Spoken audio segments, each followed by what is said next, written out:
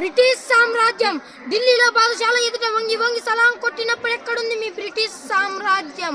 నెత్తిన గుట్టల ముట్టల నెత్తుకొని వర్తకం పేరు మీద ఊరూర తిరిగినప్పుడు ఎక్కడుంది మీ బ్రిటిష్ సామ్రాజ్యం?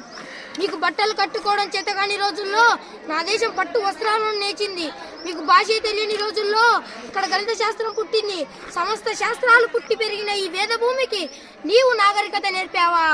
ఆత్మవంచన రుతర్ఫర్డ్, ఆత్మవంచన రుతర్ఫర్డ్, జాగ్రత్తగా మాట్లాడు. ఇది నా మాతృభూమి. ఇక్కడ మట్టి పవిత్రం, నీరు పవిత్రం, గాలి కూడా పవిత్రం. మీ బ్రిటిష్ సామ్రాజ్యం శక్తితో బ్రతుకుతుందేమో, కానీ నా భారతదేశం త్యాగంతో బ్రతుకుతుంది. గుర్తుపెట్టుకో, స్వరాజ్యం ఎవరో ఇస్తే పుచ్చుకునే భిక్ష కాదు, కష్టపడి పోరాడి గెలుచుకునే ఒక హక్కు. నేను కోరేది సంపూర్ణమో మేధావులు అనుభవించే స్వాతంత్రమో కాదు. నేను కోరేది అట్టడుగున ఉన్న మనిషి కూడా స్వేచ్ఛ వాయువు పీల్చే స్వరాజ్యం. ఒక్క సీతారామరాజు చనిపోతే లక్షలాదిగా సీతారామరాజులు పుడతారు. ఒక్కొక్కరు ఒక్కొక్క విప్లవీరుడై విజృంభించి ఈ బ్రిటిష్ సామ్రాజ్యాన్ని పునాదులు పెల్లంగిస్తారు. గుర్తుపెట్టుకో, సీతారామరాజు ఒక వ్యక్తి కాదు, సమూల శక్తి, స్వాతంత్ర నివాళి, స్వేచ్ఛ మారుదం.